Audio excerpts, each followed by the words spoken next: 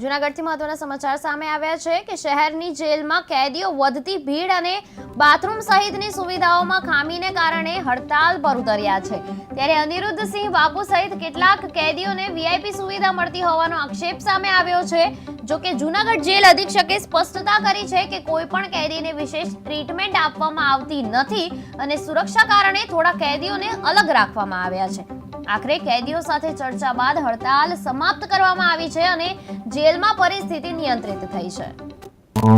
ગઈકાલે અમુક અત્યારે જેલે 500 નું ટોટલ છે કેદીઓનું, એમાંથી અમુક 50 કેદીઓની એવી માંગણી હતી કે ભાઈ અમને જે અગાઉ અધિક્ષકે જે દાખલા તરીકે અગરબત્તી ને માચીસ બંધ કરેલી હતી તો બંને જેલમાં આપવામાં આવે છે તો અમને કેમ ન આપવામાં આવે।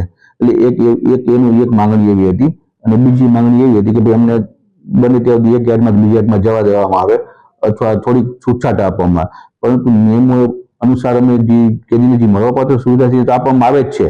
એટલે કે અમે આવી સુવિધા આપો નકર અમે ચીમકી આપી હતી કે અમે ભૂખ હડતાળ પર જઈશું એમ। પછી તેની અમુક સમજાવટ એની અમુક કેદીઓની માંગણી કેવી છે, વ્યાજબી ગેરવ્યાજબી માંગણી હોય તો વ્યાજબી માંગણીની મેં સંતોષી અને એને સમજાવટ કરી। સાંજે દરેક કેદીએ જમી લીધું હતું, એ કોઈ પ્રશ્ન હતો નહીં। એટલે ખોટી બીજી બધી અફવાઓ ઘણી બધી ઉડેલી હતી કે ભાઈ અંદર સગવડતા આપવામાં આવે છે એના કારણે થયું છે, એ બધી ખોટી વસ્તુ છે। બીજી તરફ એક એવું આજ મીડિયામાં સોશિયલ મીડિયામાં થયું હતું કે બીજા પેપર મીડિયામાં એવું આવેલું હતું કે ભાઈ વીઆઈપી ટ્રીટમેન્ટની સગવડતા આપવામાં આવે છે।